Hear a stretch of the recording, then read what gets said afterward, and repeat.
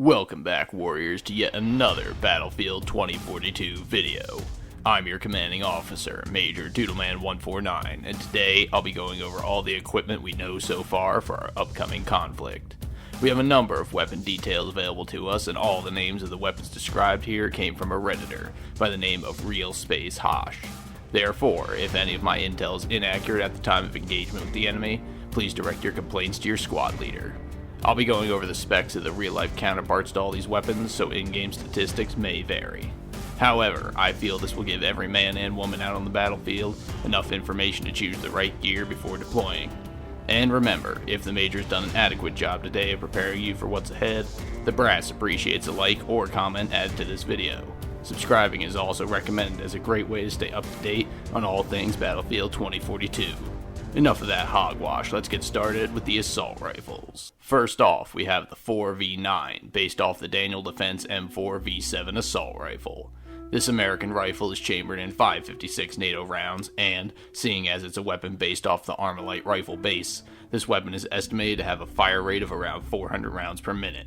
It may come with a standard Daniel Defense magazine that holds 32 5.56 rounds, as opposed to the typical 30-round magazines.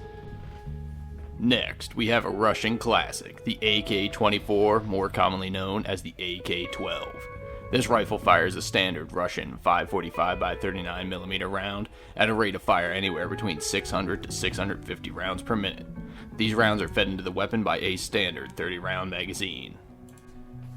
Next on our list, we have the M5A3, based on Sig Sauer's MCX Spear.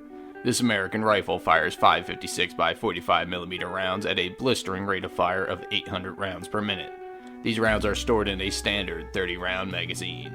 It seems God is listening to my prayers, and they have been answered.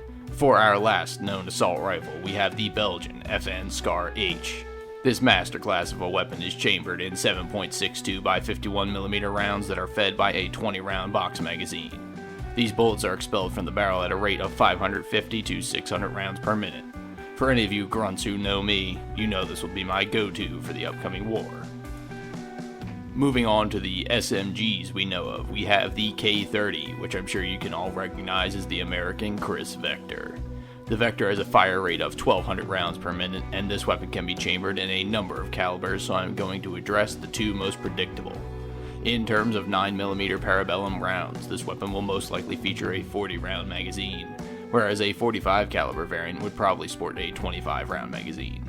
For those of you who played Modern Warfare, think of the Fennec and you've got it.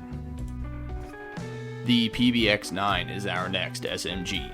It's based off the LWRC SMG-45, the successor to the godly UMP-45 from H&K.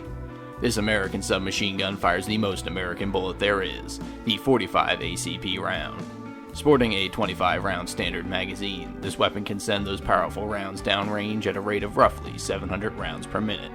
Again, for those of you who know me, you know exactly what SMG your Major is reaching for when this war starts. We have exactly one shotgun on file here so far, and that is the Remington 870. This long-standing, reliable American 12-gauge shotgun has an 8-round tubular magazine and is a pump action. This means a rate of fire cannot rightly be determined, as it's all up to the skill of the shooter. Moving on to our heavier weapons, we have the LCMG, based off the American KAC LAMG. You'll notice this weapon looks exactly like the Finn LMG from Modern Warfare, so we should have a fairly good idea of how this performs. Firing 5.56 rounds from a 75 to 200 round belt, this light machine gun can fire at roughly 600 rounds per minute. The PKP Peshmerga would be immediately recognizable to any of you who have been in any sort of armed conflict before. Russia's mainstay of an LMG fires 7.62 by 51mm rounds at a rate between 600 to 800 rounds per minute. Being a heavier LMG built for prolonged use, the Russian PKP can field anything from a 100-round belt magazine to a massive 250-round belt. Moving on to the DMR or sniper category, we start off with the Chukovin SVCH. Again, this Russian weapon fires 7.62 by 51 NATO rounds.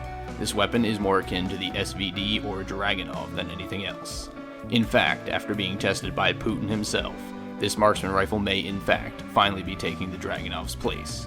Since there aren't too many details coming from that red nation, we have to assume the fire rate and ammo capacity are similar to the SVD, being semi-automatic and 10 to 20 round magazines respectively.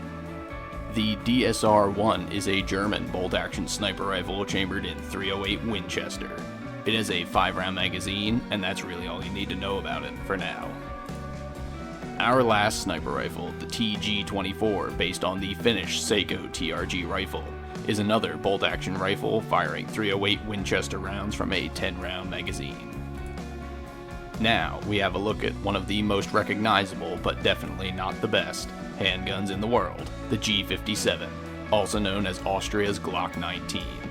Unlike the Glock 18, aka the G18, this handgun is semi-automatic, and if we're to base it off the X16 from Modern Warfare, this weapon fires at roughly 280 rounds per minute. In its 9mm variant, this weapon has a 15-round magazine. Our second and final pistol of the day is the M44, otherwise known as the Brazilian Taurus M44. This .44 caliber revolver has a single or double action and boasts a 6-shot cylinder. Do you see that, Treyarch? Cylindrical ammo size limited by, the size of the cylinder. Moving on to our final class of weapons, we have launchers.